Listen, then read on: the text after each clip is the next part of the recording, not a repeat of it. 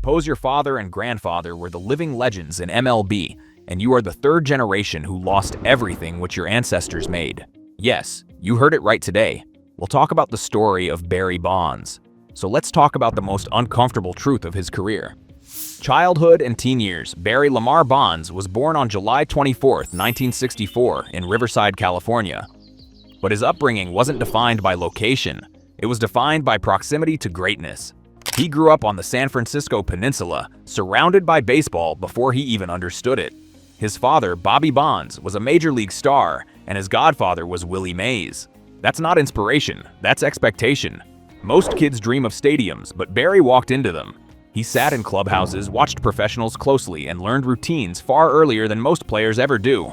Baseball didn't feel magical to him. It felt inevitable. And when greatness is expected, failure is never really an option. At Junipero Serra High School, Barry Bonds wasn't just good. He was dominant. He excelled in baseball, basketball, and football, but baseball had already chosen him. As a senior, he hit .467 and earned All-American honors, making it clear that his talent was real. But along with that talent came something else: attitude. Confidence that didn't seek approval, and distance that didn't invite connection.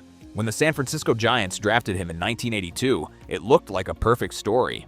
But Bonds didn't sign because the offer wasn't good enough. That decision revealed something important.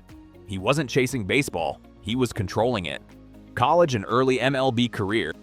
At Arizona State University, Bonds refined his game and sharpened his edge. On the field, he was electric, powerful, fast, and incredibly disciplined. He didn't just react to pitchers, he controlled the entire at-bat. But off the field, the same pattern continued. Teammates respected him, but didn't always like him. Coaches admired his talent, but questioned his attitude. This is where the story quietly splits into two paths: the player everyone feared and the person people struggled to connect with. And that gap would only grow larger over time. Barry Bonds entered Major League Baseball in 1986 with the Pittsburgh Pirates. At first, he looked like a talented player finding his rhythm. But by 1990, everything changed. He won the National League MVP with 33 home runs, 114 RBIs, and 52 stolen bases. That's not just skill, that's dominance in every dimension. He wasn't just a hitter, he was a complete weapon: power, speed, intelligence, and elite defense. But even as his performance reached new heights, one thing stayed the same. He was respected, he was feared, but he was never truly loved. San Francisco. Domination without connection. In 1993, Bonds signed with the San Francisco Giants, returning to the city where his journey began. And immediately he delivered. 3-36 average, 46 home runs, 123 RBIs, and another MVP award. The city had its superstar, but the connection still felt distant. Bonds didn't seek validation, and that made him difficult for people to embrace.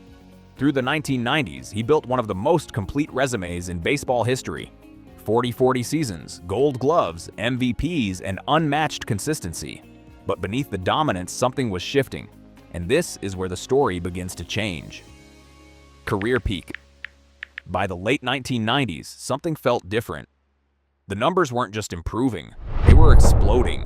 His body changed, his power reached levels that didn't feel natural, and baseball itself was changing alongside him. More home runs, more records falling, but less trust.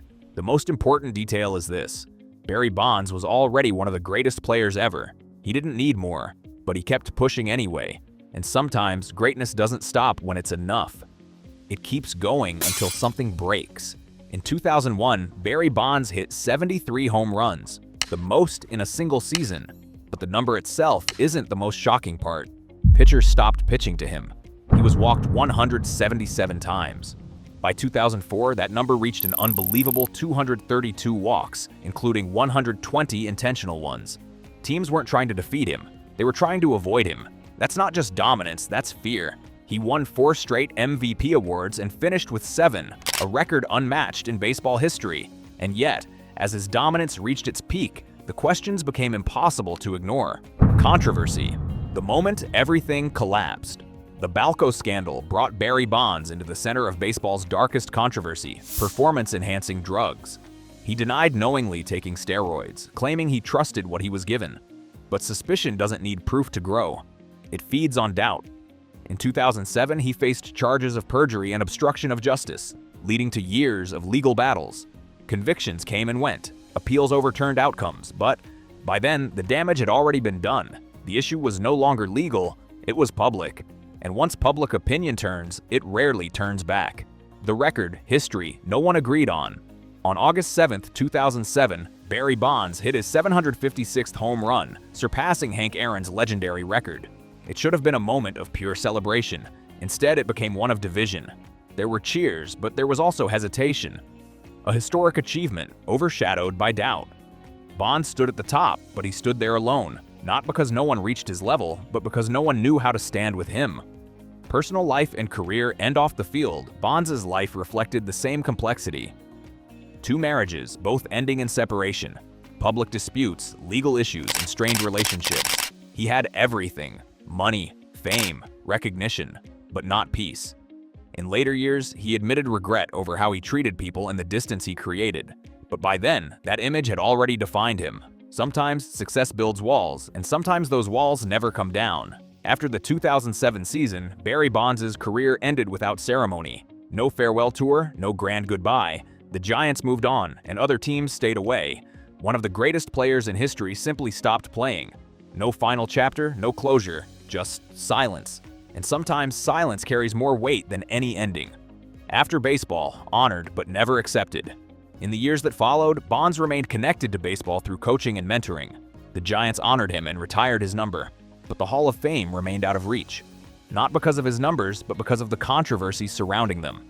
His legacy became something rare, undeniable, yet still debated. Barry Bonds is still alive, but his legacy feels unfinished. Some call him the greatest hitter of all time. Others see him as the face of baseball's steroid era. Most people remain conflicted.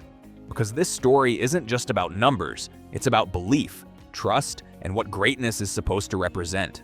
Bonds didn't just break records, he broke certainty. Final line, the truth that stays.